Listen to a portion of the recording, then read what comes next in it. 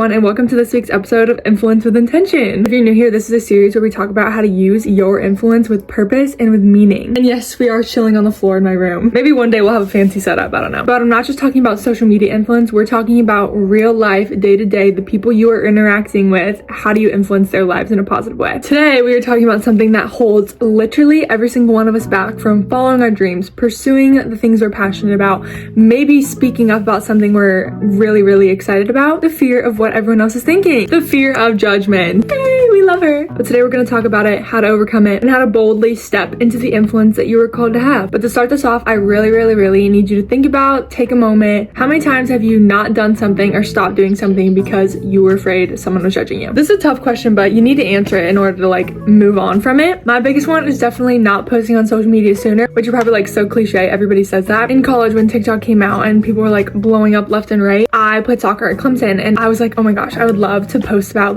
my life, whatever. And I didn't because I was scared all of my teammates were gonna judge me and nobody else was doing it yet. So it wasn't cool. But I kick myself every day because I'm I totally could be famous. I'm kidding, sort of. But the thing is, if we let fear or judgment of what others are saying stop us from doing things that we really want to do, we will never step into the purpose that God has called for our lives. When you think about it like that, you're I'm letting what other people are thinking of me stop me from doing what I'm supposed to be doing in life. Why? But fear of judgment is a thing that everybody experiences because we all want to be accepted. We all want to fit in. Nobody wants to get criticized for being passionate about something. But the truth of the matter of what judgment is from other people, it's just insecurities. It has more to do with them than it does with you. If someone is judging you for wanting to do something, it's more than likely because they're insecure about it and that they're oh shoot, they're doing that, they're being bold, they're stepping into what they're called to do, and they're probably ooh, I'm not doing that, I feel bad.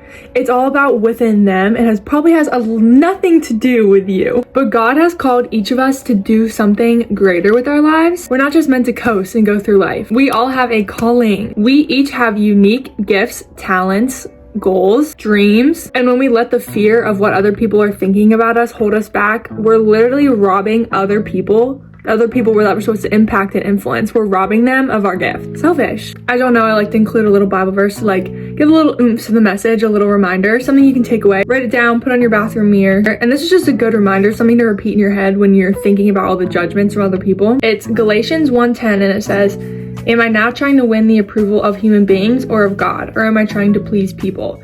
If I were still trying to please people, I would not be a servant of Christ. Straight to the point with this one. Our purpose is not to please others. Our purpose is to live aligned to God's calling for our life. And let's be honest, no matter what you do, someone's gonna have an opinion on it. So why would you listen to everyone else's opinion when God's opinion is the only one that matters? Another thing that I want to mention is that everyone's calling and purpose, dreams are different. There's not one that's better than the other. Some of those might be bigger, like having a bigger platform. That doesn't make that person special than somebody else. But that being said, because all of our callings are different, nobody else in the world is going to understand your heart, your desire, your passions, your goals like you do. So of course they might have judgment because it doesn't make sense to them. It literally should not surprise you if someone does not completely see your vision. And then another thing I want to mention is everybody's calling happens at different times. Someone could be absolutely thriving, living in the path God called them at 21, and another person doesn't reach that spot in their life until they're 30. The timeline of it all literally doesn't matter because God's timeline is so different than how we view our timeline. So I urge you, don't focus on the timing of it all, just focus on being on the path that you're called to be on. So how are we gonna actually overcome fear and judgment? And I'm saying we because I still need to focus on this all the time because it's so easy to get in your head and be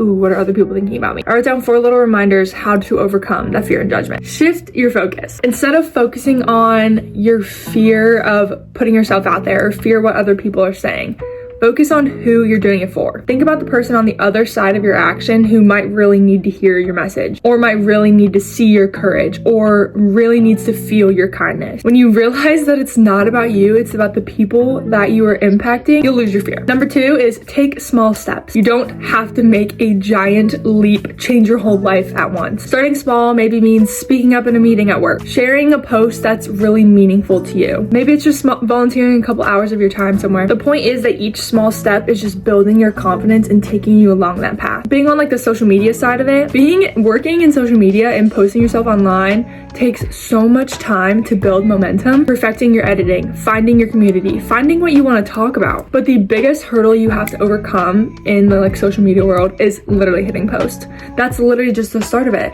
Doesn't matter if it's your best piece of content creation you've ever done or your worst. It's literally just hitting post and putting yourself out there. But taking the small steps actually means that you're starting. Number 3, pray for courage. Ask God to give you strength and the courage to actually pursue your passion. But my favorite thing about God, I said a different version of this last week. If you pray for courage, he's not going to just give you courage. He's going to put you in a situation where you're going to have to ask for courage again, or you're going to have to pull that courage out of you. So don't be shocked if you pray that prayer and then all of a sudden you're in a situation where you're like, shoot, I'm a little nervous right now. And that's good because it's not going to be easy the whole time. Last one, reframe the judgment. I kind of talked about this at the beginning of this message, but what if their judgment isn't about you at all? It's just them being insecure. Because like I said, most of the time it is. Back on like the social media example of it all, people who make fun of other people that like to post on social media are 100% just insecure that they don't have the courage to do it themselves. Do not let other people's perceptions and insecurities stop you from pursuing your passion. We are about done with our mini lesson and encouragement for the week, but I want to leave you with this. You were made for a purpose and your influence matters. Whether it's at home, your workplace, online, with your group of friends, do not let the fear and judgment of others stop you from pursuing